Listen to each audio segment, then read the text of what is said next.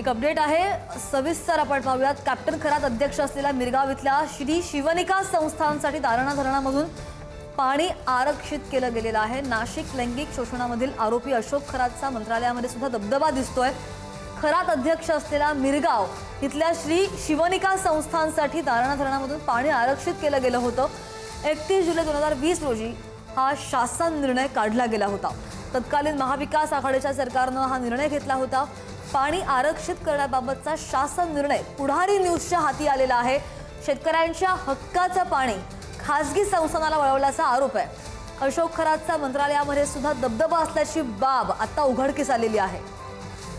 या संदर्भात आणखी जाणून घेणार आमचे प्रतिनिधी किरण आपल्या सोबतच। किरण, आपण पाहतोय की मोठमोठे खुलासे आता होत आहेत, अनेक धागेदोरे एकमेकांना लागत आहेत। काय तपशील या संदर्भातला?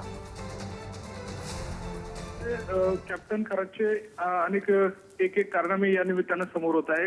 आता यामध्ये त्यानं जी संस्था त्या ठिकाणी उभारलेलं होतं, जी संस्था त्याने स्थापन केलेली होती श्री शिवनिका, त्यासाठी थेट मंत्रालयातून 39 लाख लिटर पाणी आरक्षित ठेवावं अशा स्वरूपाचे आदेश काढण्यात आलेले आहेत।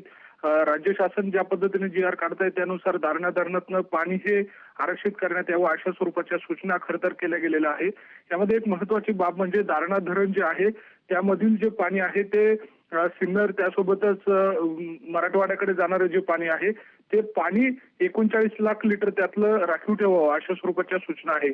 एवढं मेहरबान सरकार नेमकं का झालं, कुणाच्या सांगण्यावरनं झालं हे देखील बघणं महत्वाचं असणार आहे। मात्र या निमित्तानं कॅप्टन खरातचा मंत्रालयामध्ये सुद्धा दबदबा आहे हे या निमित्तानं उघड होतं। त्यामुळे येत्या काळामध्ये या सगळ्या शासन जी आरच्या संदर्भामध्ये नेमकं कोण सहभागी होतं, नेमकी कुणी कशी मागणी केली होती आणि यामध्ये हा जी आर काढण्यासाठी नेमकं काय काय घडलं हे बघणं महत्वाचं असणार आहे। श्रद्धा, सगळे ताजे अपडेट्स जाणून घेत राहू। किरण, धन्यवाद दिलेल्या सविस्तर माहितीसाठी।